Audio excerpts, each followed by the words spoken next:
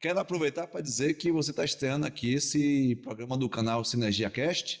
A gente pretende fazer, mostrar valores da cidade. Feira de Santana é o maior entroncamento do Norte e Nordeste e a gente não está representado no país. Não tem ninguém falando da nossa cidade. Não pretendemos falar só de feira, mas pretendemos, como empresa baseada em feira, levar o nome dessa cidade adiante.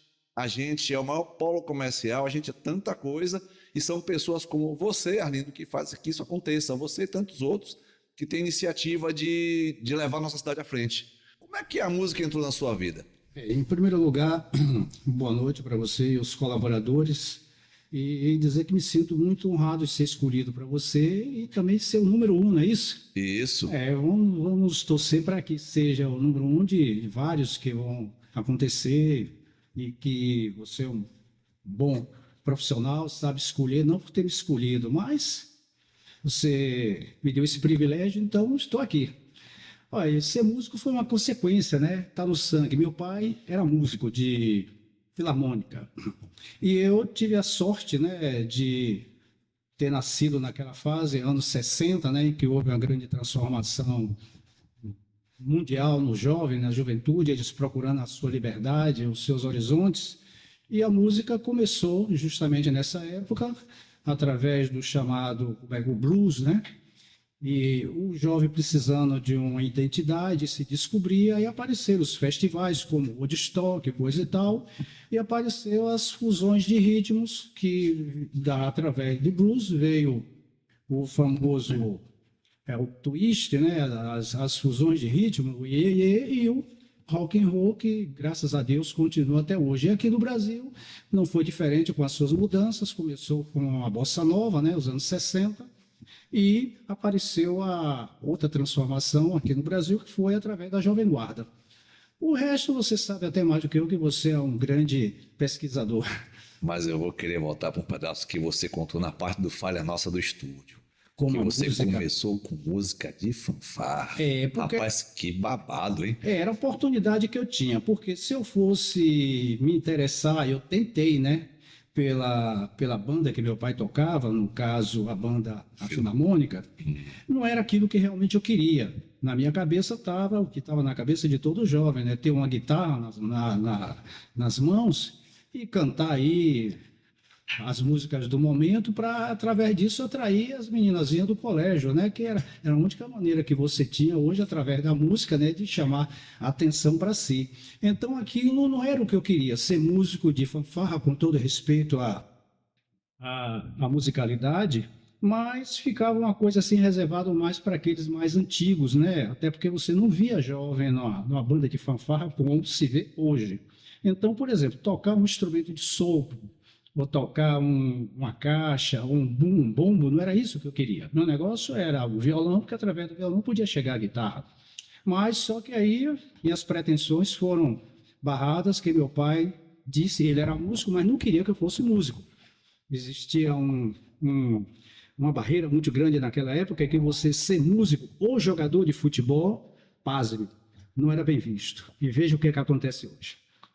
É, A história é essa. Então eu procurei meus horizontes, comprei um violão e fui tentar aprender a tocar violão, porque dali eu poderia chegar à guitarra. Isso aí foi o início de tudo. sim. Você chegou a conseguir tocar violão? Tomei algumas aulas, naquela época existia uma precariedade muito grande que, graças a Deus, não tem hoje. Primeiro, não tinha escola de música. Você tinha alguns professores para piano e você tinha o Seminário Santo Antônio nos Capuchinhos. E somente só. Você não tinha nenhum seminário, então você tinha que procurar um amigo violonista para você aprender daquela forma bem caseira, sem obedecer aqueles conceitos de realmente uma aprendizagem, que quando eu analiso da seguinte forma: ou você é professor ou você ensina de forma errada. Porque o fato de eu ser, vamos supor, um bom guitarrista, não quer dizer que eu tenha o dom de saber ensinar. Às vezes você é um bom músico, mas não tem o dom, a didática de passar os passos corretos para que a pessoa aprenda o instrumento. Então eu não tive essa essa sorte, não tinha escola de música. Então foi na base do empurrão mesmo. Ouvir e tentar tocar o mais próximo possível do original. Foi Isso ainda no violão. Mas você, na verdade, é um baterista virtuoso. Chugo a dizer, você se diz perfeccionista. A gente vai chegar na parte lá mais pro fim, que a gente vai falar sobre a sua última empreitada aí, a empreitada atual. Eu já vi você tocando algumas vezes, para quem gosta de música, de cair o queixo. E aí, no negócio da fanfarra, violão, não se encarou, deixa eu tocar bateria. Como é que foi isso aí? É porque eu não sabia que o simples fato de eu ter escolhido tocar um instrumento de fanfarra, eu acredito que não foi assim, vamos dizer assim, é a única opção que você tem. Não foi por um acaso. Eu tenho uma concepção de vida de dizer o seguinte: você já nasce com o seu DNA espiritual já pronto, feito Sim. pelo homem lá de cima. Aham. O pintor, ele já nasce pintor. O bom jogador de futebol já nasce jogador. O bom baterista, o bom músico já nasce músico. O que ocorre são as oportunidades. Às vezes você não teve oportunidade, mas você continua lá dentro da sua alma, na sua essência, reservado a condição de um bom profissional. Por exemplo, não sei se eu fui bem didático. Precisa não, é sua alma. Eu não escolhi em vão ir para a banda de fanfarra. Eu acredito que foi o ritmo que me atraiu. Eu me vi ali na condição de obedecer aqueles passos para executar aquelas marchas. E aliado a assistir os ensaios da banda da Filarmônica, eu via como era executado as marchas, os dobrados e a contagem do ritmo, e isso parece que já estava implantado na minha mente.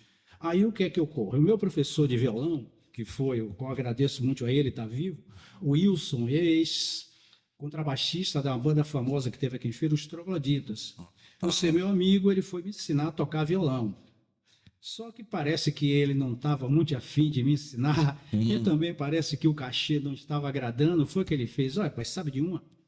Vá aprender a tocar bateria, porque você não vou lhe ensinar mais. Mas falou assim na brincadeira: mas por quê? Poxa, eu estou ensinando você a formar os tons e você fica com a outra mão batendo no bojo do violão, fazendo um ritmo.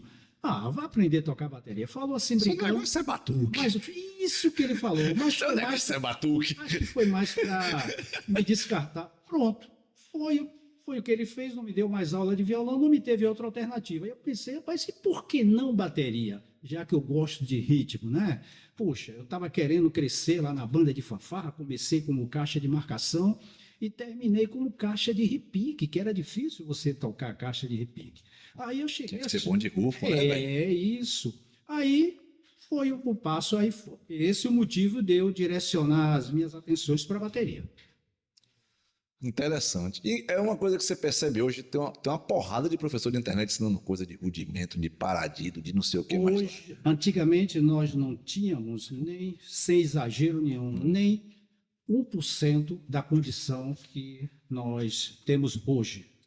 Hoje você pode ter a aula que você quiser, com os melhores bateristas que você pode se dar o luxo de escolher qual é o baterista que você quer tomar aula, desde que ele dê aula. Antigamente, qual era a ferramenta que você tinha para você aprender a tocar bateria? Primeiro, a bateria, na verdade, já começava por aí, você não tinha bateria. Como comprar uma bateria? Era um instrumento difícil de achar, você não achava fácil para comprar, tinha as baterias importadas, não podia entrar no nosso país, e as nacionais você não tinha acesso porque não tinha, nem toda loja de instrumento vendia Não uma tinha bateria. fabricante, a bateria Isso. não era tão boa, a vida E curta. por incrível que pareça, a maioria das baterias eram artesanais. Aquele mesmo cara que fazia aquelas formas de barril, veja só que coisa bem rudimentar, né? Vou ter uma para lhe contar A dessa. ferragem, os aros, era simplesmente a ferragem, ferro retangular, que ele formava o aro e simplesmente formava um tambor e aí fazia-se uma bateria artesanal, a qual foi minha primeira bateria que eu comprei, só que eu não recebi, porque paguei e não me E entregaram. se eu lhe contar que eu tive uma dessa que eu fiz?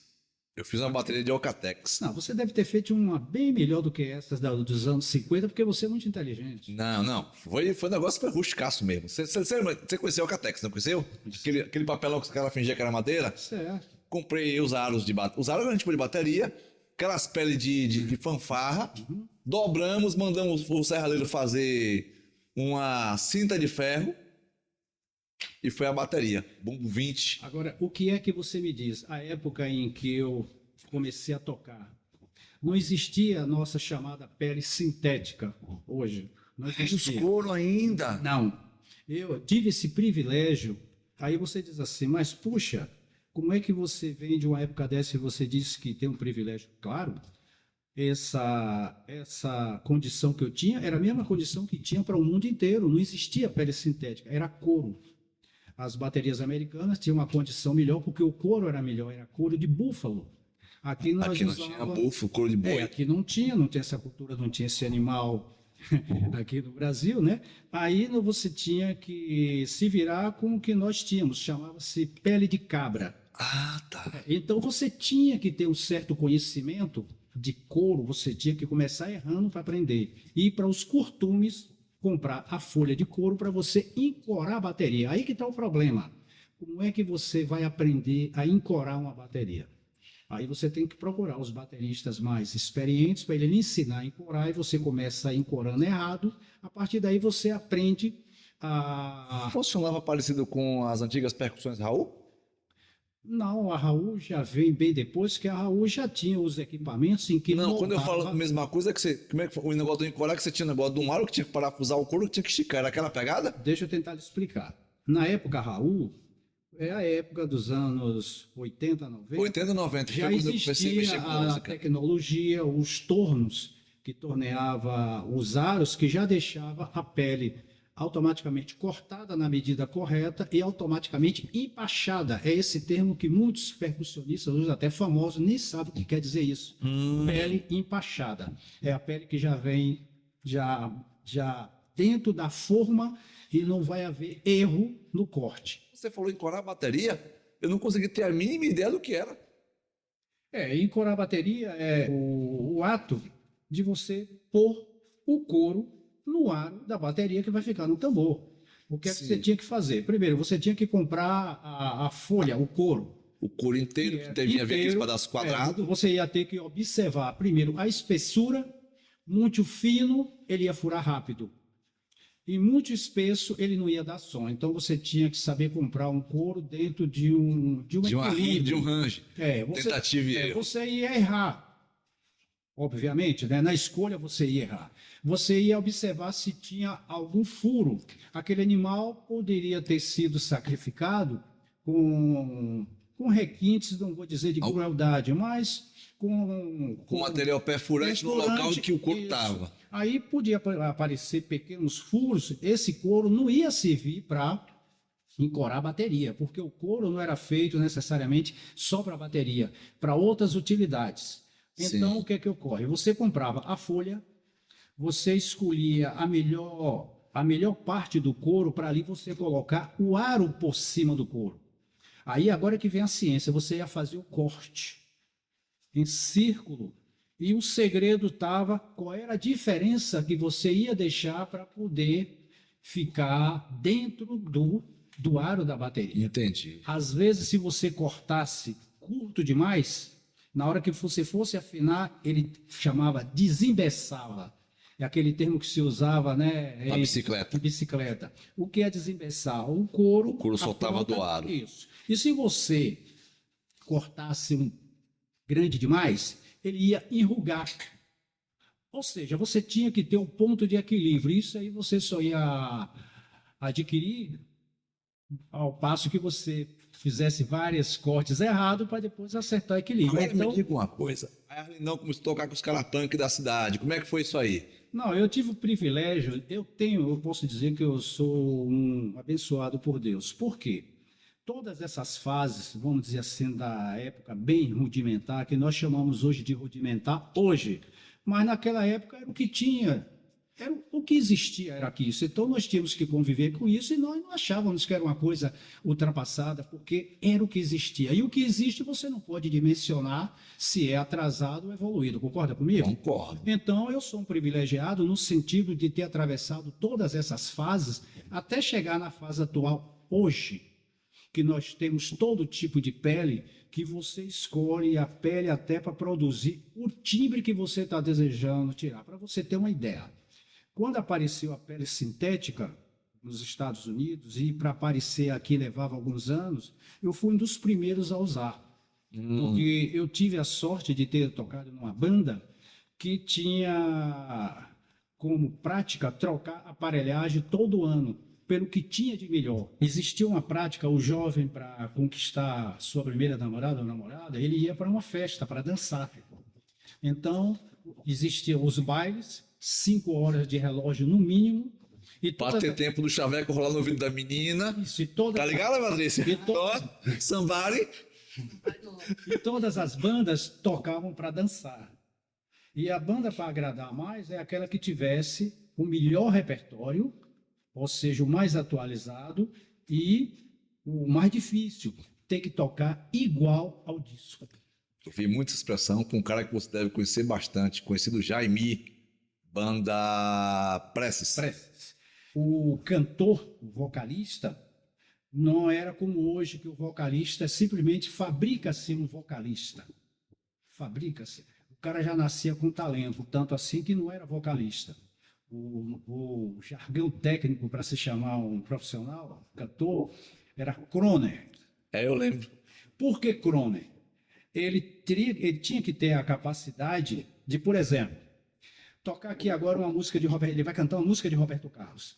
Ele tinha que cantar o máximo que ele pudesse se aproximar igual a Roberto Carlos, o timbre. Logo em seguida, ele ia cantar uma música de um outro intérprete completamente diferente. Ele tinha também que cantar igual aquele ali, ou seja, ele tinha que ter vários timbres para poder ele distribuir em várias músicas diferentes. Eu ainda alcancei esse tempo. Hoje, não. Hoje nós não temos crono. Hoje nós temos vocalista em que ele canta só um estilo só, que é aquele estilo que ele escolheu. Por exemplo, você vê, vamos dizer assim, o cantor Pablo, que ele trabalha com o estilo arrocha. Não só o Pablo, como o Tarão Cigano e os outros. O timbre de voz dele, ele coloca um timbre só, porque ele canta um estilo só. Quando você vai assistir um show de Pablo, você sabe que vai assistir só aquele estilo, arrocha. Você vai para um show de Gustavo Lima, você já sabe que vai ouvir lá outro tipo de música. Então você hoje pode escolher qual é a música que você quer ouvir, porque você escolhe qual artista. Antigamente não. Você ia para um baile que você ia ouvir e assistir uma banda tocar, que ela poderia, no repertório de umas 120, 150 músicas, ela tocar músicas de todos os estilos, até valsa. Da valsa ao rock and roll, e às vezes tinha até frevo para o carnaval para terminar. Então, o músico tinha que ser outro tipo de músico, com outra formação, e esse tipo de músico não existe mais hoje, que é o chamado músico de baile. O músico que veio do baile de lá de trás. Até porque, se tiver, já está na faixa da idade igual a minha, né? Igual a gente. Não, igual você não. Você é um menino. Tenho 53, rapaz. Se eu tivesse 53 anos, eu estaria jogando em time profissional da primeira divisão. Você joga, porque eu só não vou entrar na baia agora, que eu já vi tocando um time que você. Eu já vi o time que você já toca jogando, viu? Você joga, não é porque você é miguezinho, não, que não cola. Então a música, as bandas de antigamente era isso, banda de baile. Hoje não existe baile, hoje existe show. É verdade. Você escolhe qual é o show que você quer ir, você já só vai ouvir aquele estilo de música. Se você vai assistir, vai para um show de Maria Bethânia, você não vai ouvir lá sertanejo, não é verdade? Se você vai para um show de Zezé de Camargo, você já sabe o tipo de música que você vai ouvir. Mas no baile, não. No baile, você ia ouvir uma banda, e essa banda ia executar um repertório com vários estilos. Se não lhe agradasse, você não iria mais em um baile com aquela banda. Caso sim, você iria outras vezes. Então, era assim que funcionava a música dentro do contexto de banda musical antigamente. Mas eu vou dar uma voltadinha, velho, porque tem uma pergunta aqui que é importante, que ela não quer calar. Você me contou lá no seu escritório da sua primeira tocada com a galera profissional. O cara perguntou se você sabia fazer um negócio, você falou, eu sei, na hora não deu como você pensou. Eu acho que isso aí vai ser divertido a gente ouvir de novo. Não, eu passei duas situações, vamos dizer assim, a gente deve contar, não é só as glórias, né? E tem as coisas que não dá certo que eu gosto de contar. A primeira que você me perguntou, eu imaginava que eu iria acertar tocar bateria. Eu nunca tinha tocado numa bateria de verdade. Era só a imaginação nos ensaios que nós tínhamos na bandazinha de garagem. Como não tinha bateria, eu fazia o ritmo na cadeira e imaginava de que eu ia fazer o movimento certo quando fosse tocar na bateria de verdade. Aí veio a grande chance. Nós fomos tocar em um baile e tinha uma atração principal, um cantor de nome na época chamado José Roberto, e ele tinha uma música de sucesso que era Você Não Presta, Mas Eu Te Amo. Eu Engraçado lembro. nome, né? Eu lembro. Moral da história. Como naquela época as músicas, os ritmos eram todos parecidos, o nosso repertório eu conseguia tocar na bateria de verdade, porque os ritmos eram tudo igual. Tudo igual. Sim. Só que chegou aí a atração. Aí vieram me perguntar, o artista não trouxe baterista, perguntou se tu dava conta. eu daria conta se acompanhasse. Você acha que eu ia dizer a ele não?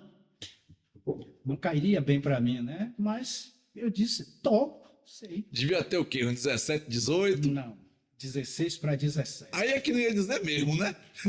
Aí veio o cantor, foi apresentado. As primeiras músicas eu consegui me sair, não vou dizer bem, mas passou despercebido, até porque os ritmos eram Próximos. todos parecidos. Mas não foi o meu Entendi. caso. Aí veio uma música mais complicada, que foi essa música de sucesso dele.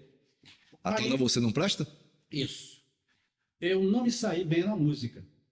E senti de que não estava agradando, que ele cantava, olhava assim para trás, e a gente conhece quando o cantor olha para A trás. gente conhece cara feia. Isso. Não foi bom, eu estava ali pedindo a Deus, pelo amor de Deus, que o show acabasse. Quando terminou, se tivesse alguém que pudesse me transportar do palco para casa, eu nunca mais tocar na minha vida, eu agradecia. Aí aprendi duas coisas ali. Primeiro, aquilo que meu pai me ensinou. Você não deve jamais, em hipótese alguma, mentir. Eu venho dessa época, tive essa formação, fui escoteiro, não sei nem se existe ainda mais essa prática, ser escoteiro. Também não sei não. Que você é uma entidade, eu acredito que ainda existe, em que você é uma extensão do colégio, que você aprende, sobretudo, ser cidadão. E você tem uma obrigação, quando você sai dali da aula, a praticar por dia 3 boas ações. Então, você fica procurando no seu cotidiano uma oportunidade para você bater essa meta, as 3 ações. Que metas são essas? Ajudar uma pessoa a atravessar a rua. Tirar uma pedra, um paralelepípedo no meio do caminho que pode ocasionar um acidente. Enfim, quando você faz isso, 3 boas ações por dia, se você puder fazer 10 é melhor, mas 3 é o mínimo. Sabe o que acontece com isso? Você coloca isso dentro da sua essência e você termina os seus últimos dias de sua vida fazendo isso. Vira um Bem hábito. ao próximo. Vira um hábito. Então, eu tive o privilégio de ser escoteiro. E, aliado a essa educação que meu pai me deu, que eu jamais deveria mentir, eu menti para mim mesmo. Disse que sabia tocar bateria até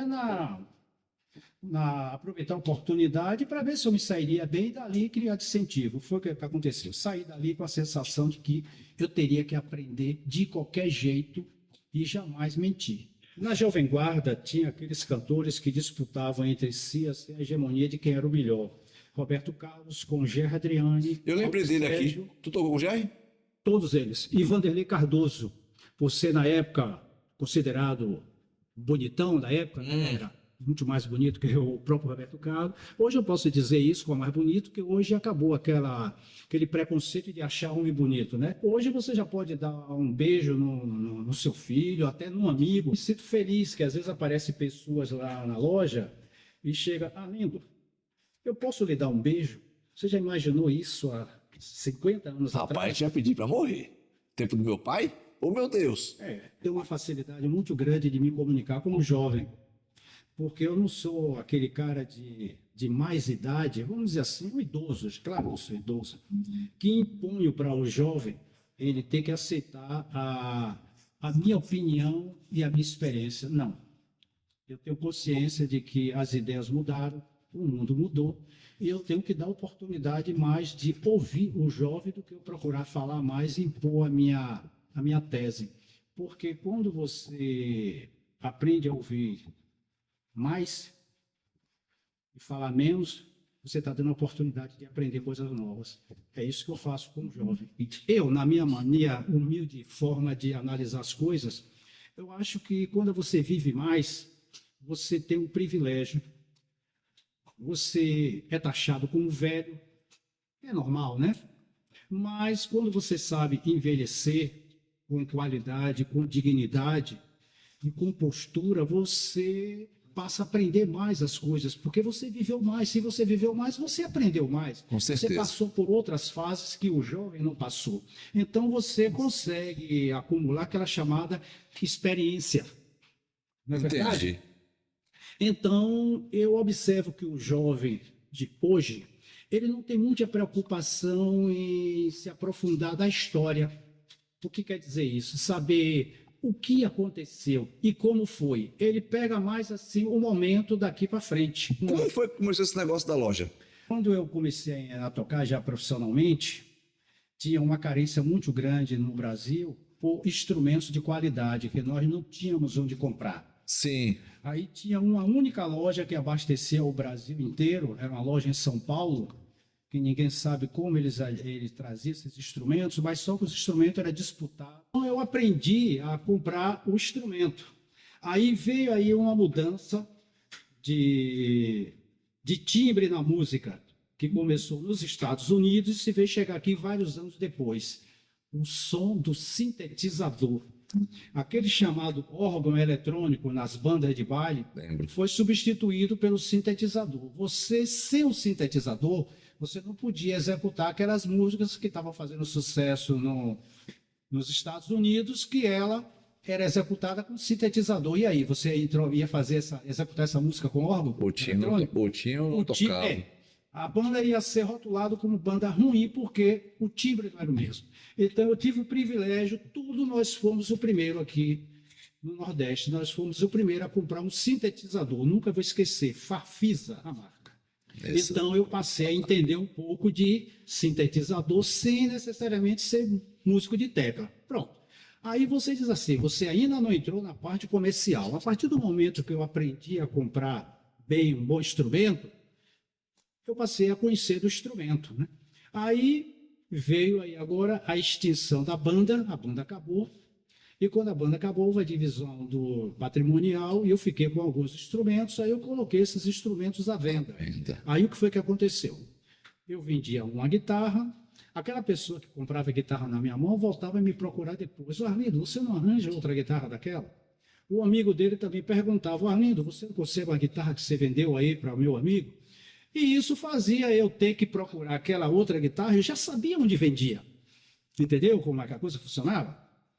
Aí, como eu sabia onde era que a guitarra vendia, eu comprava e vendia para ele, e aquilo surgiu a possibilidade de um comércio.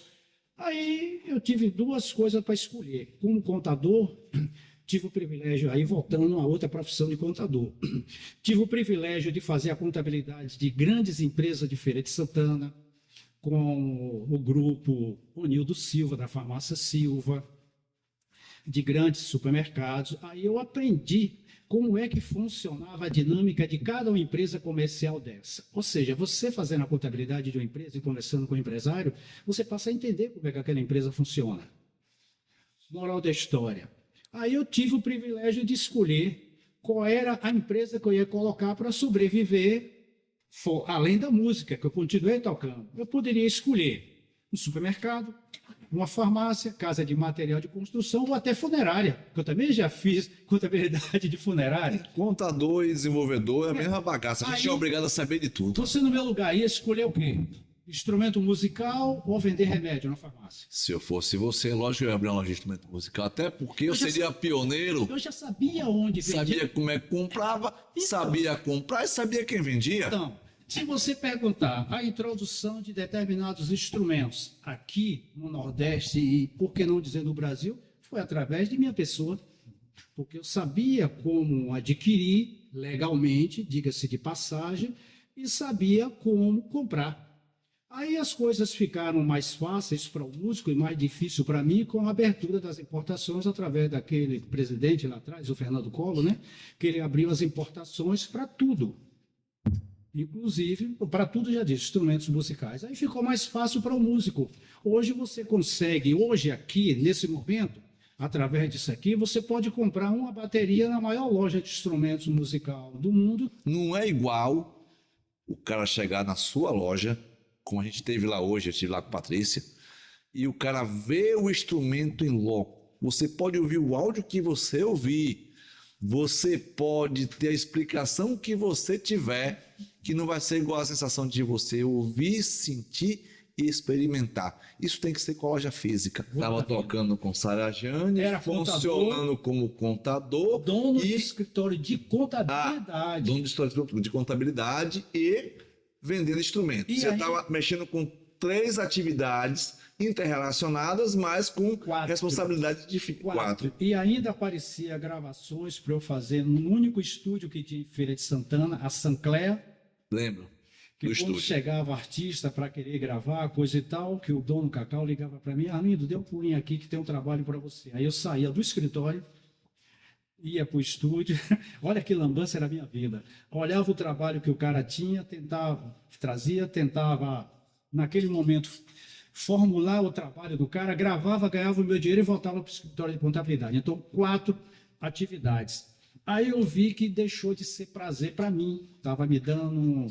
Era muito trabalhoso. Estava pesado. Por exemplo, nunca vou esquecer, terminava um show, aí eles me deixavam, às vezes, na estação rodoviária, 2 da madrugada, 3, eu tinha que ficar na estação rodoviária, cheio de volume, cheio de case, com pratos, caixa, ferragem da bateria, esperando dar 6 da manhã, era o horário que o primeiro ônibus viria de Salvador Aham. para a feira. Isso passou a ser um pouco mais sacrifício do que prazer. Aí eu, como é que se diz? Disse que botasse outra pessoa no meu lugar, enquanto não encontrasse, eu Você ficaria. seguraria a onda. Fiquei. Aí passou algum tempo, depois eu recebi um pedido que eu não pude dizer não. Foi da mãe de Luiz Caldas.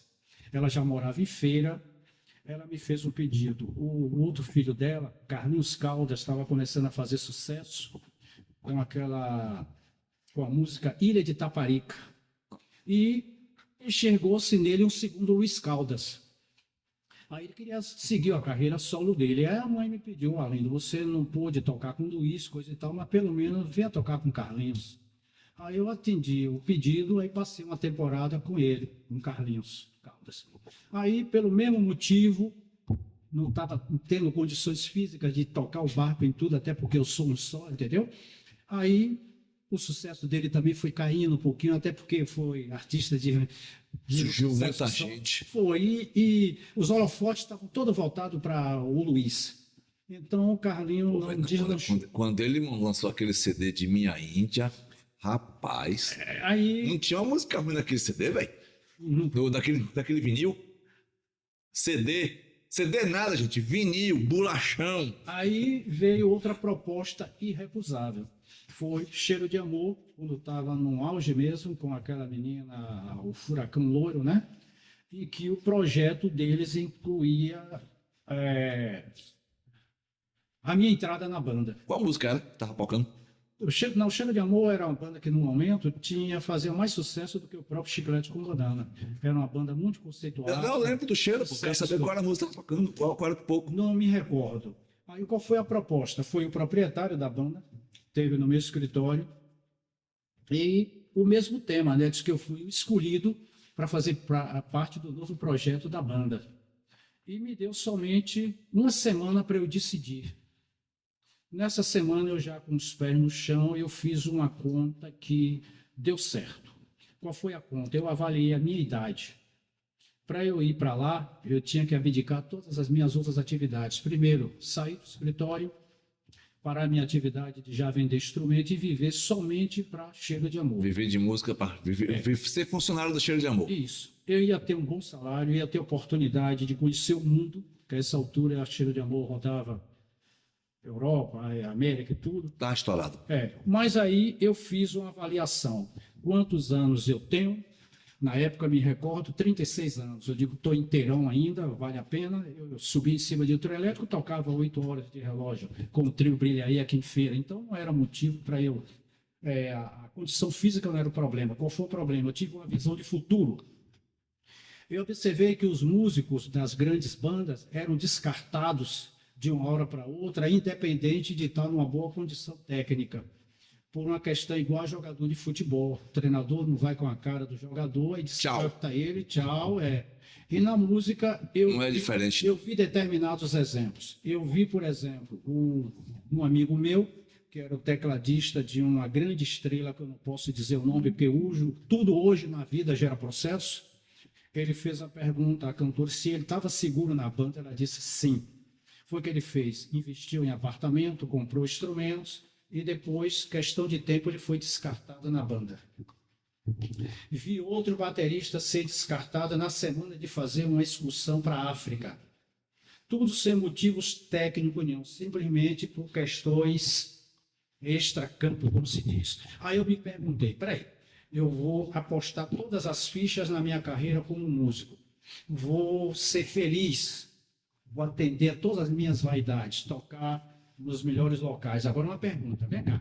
E no dia que eu tiver um problema com um produtor desse, que ele quiser me descartar, e ele disser, fora você não está mais nos planos, eu volto para a Feira de Santana, né? Obviamente com mais idade. Eu pergunto, e o escritório? Vendi. Eu começo? Não comecei. Cortei. Aí eu vou começar de zero. Tocar com quem? A idade já estava começando a chegar. Aí eu pergunto, seria uma boa escolha? Não sei. E eu não gosto de entrar numa luta com 50%. Ou eu entro com 80% para saber que eu vou ganhar, aí eu não gosto de fazer aventura. Aí eu dei um não, deixei a vaga para outro, e com mais ou menos uns 3 meses, essa banda veio tocar em Feira de Santana, no Cajueiro. Meu filho, na adolescência ainda, com seus 14 anos, pediu para eu levar. Quando eu cheguei lá, que eu assisti o show, a entrada da banda, com aquelas fumaças e as espumas tradicionais que o Cheiro de Amor fazia, confesso a você, eu fui lá para o canto sozinho e chorei. Chorei, mas um pouco de arrependimento por não ter ido, mas foi a vaidade analisando, dizendo assim, você poderia estar ali. Era toda a glória, né? Que mas você fez. Mas hoje eu pergunto, foi a melhor decisão que eu fiz. Agradeço muito ao maestro da banda, porque eu soube depois que foi o maestro que disse, esse é o cara que vocês têm que contratar. Eu estranhei, porque é que o dono da banda nunca me conheceu, não sabe quem sou eu, veio de feira só para dizer, você é o cara. Por sinal, espero que ele esteja em bom lugar, que ele faleceu, foi aquele dono da banda que faleceu naquele acidente em que ele morreu afogado. Cheiro de Amor tinha tocado em Feira de Santana e na volta, ele no carro dele de madrugada, acho que ele entrou naquele tal rio, acho que Rio Joânia, tem um rio, acho que uma lagoa, né, daqui para Feira Salvador. Tu lembra, Marcelo, essa lagoa? Joanes, né?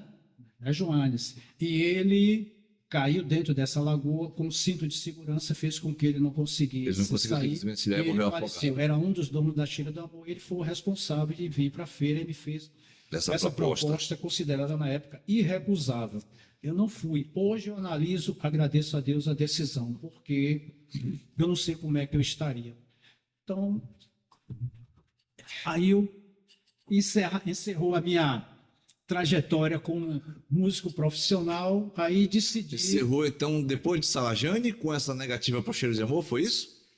Isso, toquei com Carlinhos Caldas. Aí, encerrou com Carlinhos Caldas, aí fiquei aqui tocando aqueles chamados projetos caseiros, Trio Brilha Aí e na boate Cabaré. Daí, o meu comércio foi tomando outras dimensões, o escritório foi tendo outras dimensões, pegando outras empresas de porte maior, que fez com que meu tempo ficasse mais tomado. Consequentemente, a loja, eu tive que me deslocar de onde ela era inicialmente, na Calilândia, fui para JJ. Eu conheci você lá. Quem apresentou a gente foi Leonardo, que trabalhava na Speed Informática na época. Eu algumas vezes estive lá no escritório quando ele ia comprar coisa na sua mão. Meu amigo Leonardo. Eu convidei ele para estar aqui, né? Para ele estar nessa conversa com a gente. Né? Isso aqui não foi pensado Se para ele estar em estiver ritmo. ouvindo, um abraço para ele, grande. Ele é um dos responsáveis. Ele não está não, porque não é ao vivo, mas ele vai ouvir. Claro. Com certeza ele vai ouvir. Então, aí foi nessa época que eu te conheci. Você então tinha fechado a loja, você tinha fechado A loja da Calilândia. a loja da Calilândia, que é onde eu te conheci, e você foi para aquele ponto onde eu te encontro geralmente. Na Calilândia era o escritório de contabilidade no edifício Petrópolis. O que é Isso. que eu fiz? Numa sala, no mesmo andar, ou em outro andar, não me recordo, diferente, mas no mesmo prédio, eu mantinha uma loja, nos mesmos moldes da loja que eu te falei de Manaus. Essa loja foi a que eu conheci, Arlindo, Isso. lá no Petrópolis. Eu nem sabia que você era contador nessa época. Lá eu atendia. Veja que coisa engraçada e folclórica. Chegava o cliente, o empresário de uma das empresas que nós fazíamos a contabilidade, vamos dizer assim, empresa Y. Eu estava lá conversando com o cliente, o empresário, aí chegava um músico completamente diferente, né? O aspecto físico, né? Com cabelo rasta, coisa e tal, lindão, coisa Outra tal. linguagem. Aí eu dizia, um momento, sente aí, toma um cafezinho. Aí ficava dois clientes com Perfis completamente diferentes. um empresário, né? E o outro, e uma dessas vezes, quem chegou lá para pegar um instrumento que já tinha comprado? O guitarrista do Chiclete, que era cliente nosso, o Jones, né? Que chegou lá para pegar uma guitarra que ele não tinha achado em lugar nenhum no Brasil. Era uma guitarra que só tinha no Brasil o Robertinho de Recife, onde ele tocava numa rua. E essa guitarra não achava com facilidade no Brasil. Ou melhor, só tinha uma de Robertinho de Recife e eu consegui essa segunda guitarra que ele comprou, que tornou-se a guitarra mais famosa dele, que ele, por sinal, ele leiloou essa guitarra para ajudar no tratamento dele. Então, para você, voltando ao exemplo, estava lá o guitarrista do Chiclete com Banana no mesmo momento que estava o empresário para eu atender. Então, o que eu conseguia? Eu conseguia ganhar dois dinheiros no local só. Atendia o empresário e atendia o músico. Só que aí foi o seguinte, veio uma transformação. Essas bandas começaram a ficar famosas. Por exemplo, Chiclete, todas essas bandas de axé, geralmente comprava na minha mão. A gente vai dar essa exploradinha. Como é que é o nome desse grupo novo aí? M-Vox. M-Vox. Por que M-Vox? Eu sei que você ia perguntar isso. M de Marinho, que é o nome do vocalista. Do Croner? É. E Vox porque é voz, acho que se eu não me engano, em latim. Acho que sim. Então nós tivemos uma dificuldade muito grande de arranjar o nome para essa banda, né? Antes começou com Óculos. Por que Óculos? Em homenagem ao Paralama, todo mundo lá gosta Eu uso do Paralama, óculos. Eu uso óculos. E o pessoal lá gostava, né, de tocar essa música Óculos, é uma música que marcou muito. Essas né? meninas do Leblon não olham mais pra mim. E essa música marcou o sucesso da banda, se você não sabe, que foi no primeiro Rock in Rio, 1985. Foi quando eu conheci os caras. Pô, é uma banda que estava com uma expectativa muito grande de se apresentar no Rock in Rio, que ninguém queria ouvir as bandas nacionais, só bandas estrangeiras, e eles conseguiram transpor essa barreira, e foi justamente com essa música que eles abriram a apresentação deles. Então, como eu sou um fã do Paralama, e essa música eu comecei a tocar ela quando eu ainda tocava em baile. Uhum. Aí eu pedi para colocar essa música no repertório e o pessoal aproveitou, botou o nome da banda Óculos. Mas com o passar do tempo nós vimos que não tinha nada a ver com a proposta, aí decidimos mudar para M-Vox. Pronto, essa aí é A minha primeira do Palamas foi meu erro. meu erro, né? Foi a primeira que eu toquei, aquele solo de baixo. Solo não, aquela escalinha. Mas vamos lá. A banda chama M-Vox, tem quanto tempo que tá na garagem? Uns 3 anos mais ou menos. Finalidade da banda. Satisfazer a vontade de tocar. Você sabe que nós estamos numa cidade que, infelizmente, os espaços são poucos. Você não tem onde se apresentar assim profissionalmente, a não ser nos barzinhos da vida. Que não é o nosso estilo. Que você é obrigado a tocar o estilo que aquele bar solicita, e eu não tenho crítica nenhuma a fazer isso, porque você tem que tocar para agradar. A partir do momento que você se propõe a tocar em bar, em restaurante, você tem que se adaptar às normas da casa. Olha, você aqui só pode tocar isso. Você vai tocar num barzinho, se você tocar o seu estilo, fatalmente o barzinho não vai te contratar mais. Então, para você ter uma banda, para você tocar só aquilo que você acha que vai lhe agradar, então tem que ser o chamado banda de amigos para tocar para amigos. Então você toca para quem? Para aniversários e alguns eventos assim que o pessoal acha que está dentro da nossa proposta musical. Hoje em dia tem um negócio muito assim que eu acho o mundo parece que está um pouquinho chato. As pessoas perdem. Mundo mimizento. As pessoas estão perdendo uma grande oportunidade de deixar o outro lado falar para ele ouvir e analisar. Às vezes as pessoas estão impondo o seu ponto de vista. Tem muito disso. Eu chego para você, exponho o meu ponto de vista, já expondo de uma forma tal de que você vai ter que aceitar. Quando você vai tentar expor o seu, eu já venho com a retórica e não deixo. Eu acho que não deveria ser assim. Esse assunto para outro podcast. Eu lhe ouvindo, eu estou me dando a oportunidade de aprender alguma coisa. Então, eu não gosto de dar muita opinião assim na parte musical, porque eu acho que eu não tenho muita coisa a ensinar, eu tenho mais a aprender, então eu prefiro escutar mais. Entendi.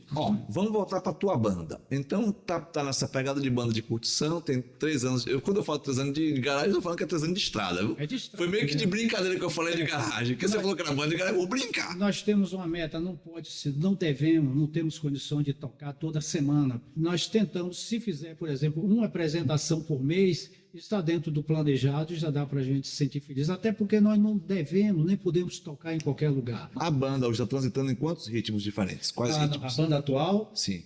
o chamado rock pop. Pop rock. Você é roqueiro, né? Pelas batalhas que você citou, eu só citou roqueiro. De coração. Tenho uma paixão muito grande pelo blues. Tá no sangue, no coração. Mexe comigo. Sou amante do reggae. Agora, aquele reggae menos britânico, aquele reggae do Luke Dube. Eu gosto da coisa mais rock and roll, mais ritmo. Soul music americano. Isso. Bom, essa banda então está com 3 anos de estrada, se propõe a fazer pelo menos uma apresentação mensal. Sabe o que eu estou querendo fazer com você? Sim. Eu quero trazer a banda aqui para contar a história da banda. Mas o que acontece? Eu vou fazer o seguinte: a gente vai fechar esse bloco. Foi uma delícia estar com você aqui, Arlindo. Foi muito gostoso, muito esclarecedor. Sempre é legal, por isso eu quis gravar.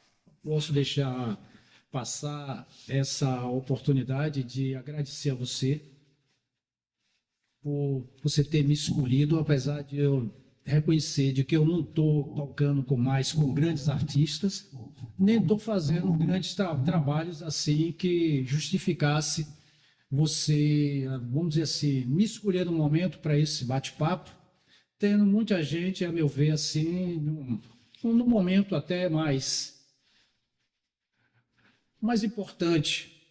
Não que eu não me considere assim uma pessoa insignificante, mas eu tenho que lhe agradecer por ainda, apesar de não estar tocando com esses grandes artistas, despertar o seu interesse de me escolher para esse bate-papo aqui. E eu espero que esse bate-papo, alguma coisa seja aproveitado por quem está nos ouvindo, vai ouvir. E peço desculpas a você e aos ouvintes se alguma coisa não saiu assim da forma desejada. E espero da próxima vez, que eu sei que você está dizendo que vai dar continuidade, né? Se você quiser. Se quiser, não. Eu me sinto altamente honrado e orgulhoso de ter sido escolhido por você. Eu quero primeiro agradecer a oportunidade de poder bater esse papo. Quero parabenizar pela forma como você explana as coisas, é uma forma didática, clara. Quero dizer que esse é o primeiro de muitos. E eu quero, na verdade, iniciar com entretenimento. Isso aqui é para ser entretenimento mesmo, viu? A gente quer misturar música com conversa. É um negócio que em podcast eu não vi ninguém fazendo ainda não, Arlindo. É para ser um negócio pioneiro. Verdade? Tenho certeza que vamos ficar honrados com esse convite.